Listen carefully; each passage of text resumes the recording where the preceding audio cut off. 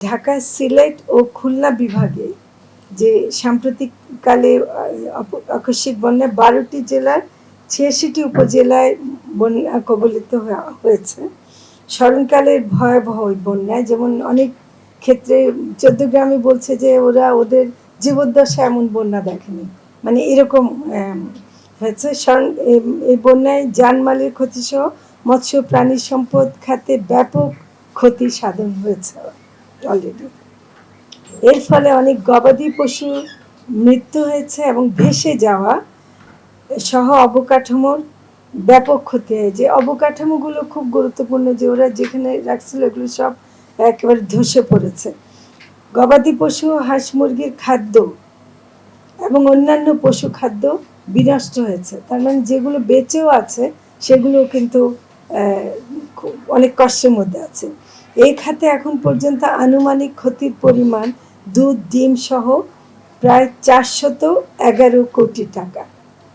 আমি আবার বলছি ৪১১ কোটি টাকা। এটা মৎস্য অধিদপ্তর এবং শুধু প্রাণী সম্পদ, আচ্ছা এটা প্রাণী সম্পদ অধিদপ্তরের একটা ক্যালকুলেশন, সেটা থেকে যে দুধ, ডিম এর আসলে দুধ, ডিম সহ এটা তারা এটা হিসাব করেছে যে ৪১১ কোটি টাকা।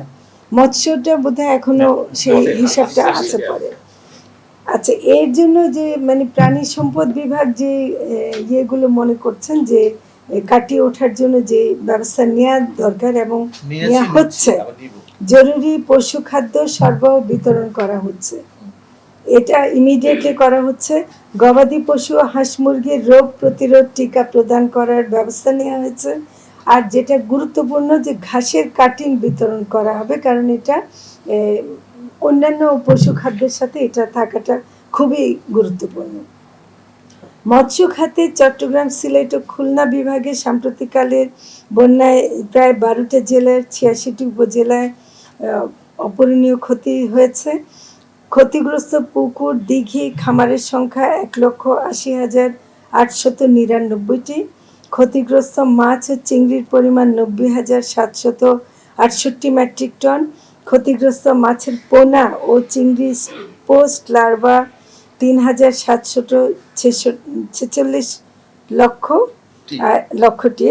আর অবকাঠামোগত মোট ক্ষয়ক্ষতির পরিমাণ ১,৫৯০ কোটি ৩৬ লক্ষ টাকা, সবকিছু মিলায়। কারণ এটাও তার মানে একটা বিশাল বড় পরিমাণ ক্ষতি আর কি। এখন যেটা হলো যে মৎস্য খাতে যেটা হচ্ছে যে মাছগুলো ভেসে গেছে, একটা শুধু মানে বিষয় যে মাছগুলো ভেসে যাওয়ায় এলাকার মাছ প্রচুর মাছ ধরে খাচ্ছে, মানে সেটা একটা বলছে যে মৎস্যজীবীরাই বলছেন যে আমাদের মাছ এখন প্রচুর, আমরা চৌদ্দগ্রামও দেখছি যে প্রচুর মাছ ধরছে আর কি।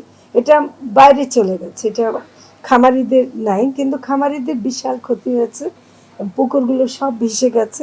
তো সেখানে একটা বড় জিনিস যেটা হয়তো আমাদের হাতে নাই, কিন্তু আমরা প্রস্তাব রাখতে চাই যে সহজ শর্তে তাদেরকে ঋণ প্রদান করা, এবং যে ঋণের একটা যে কিস্তি তাদের এখন ডিউ হয়ে আছে সেটা এই মুহূর্তে তারা দিতে না পারলে সেটা বিবেচনা করে এগুলো আমরা করব, অনুরোধ করব।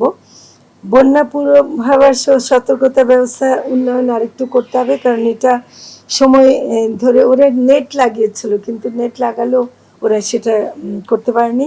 মৎস্য চাষিদের জন্য বন্যা পরবর্তী পরিস্থিতি মোকাবিলার জন্য প্রশিক্ষণ ও সচেতনতা কার্যক্রম চালানো, মৎস্য খামারিগুলিকে সুরক্ষিত করার জন্য প্রয়োজনীয় অবকাঠামোগত সহায়তা প্রদান করা, আর মুক্ত জলাশয়ে পোনা অবমুক্ত কার্যক্রমের অব্যয়িত অর্থ ব্যয়ে বন্যা কবলিত এলাকায় চাষিদের মাঝে পোনা বিতরণ করা যেতে পারে, সেটা আমরা করছি। আরেকটা ঘোষণা দিতে চাই পাশাপাশি যে এটা দুর্যোগ ব্যবস্থাপনা অধিদপ্তর থেকে দেওয়া হয়েছে যে তারা ১,৮০,০০,০০০ টাকা বরাদ্দ করেছেন প্রায় ৩৬টা জেলায় ৫ লক্ষ টাকা করে প্রতি জেলায়।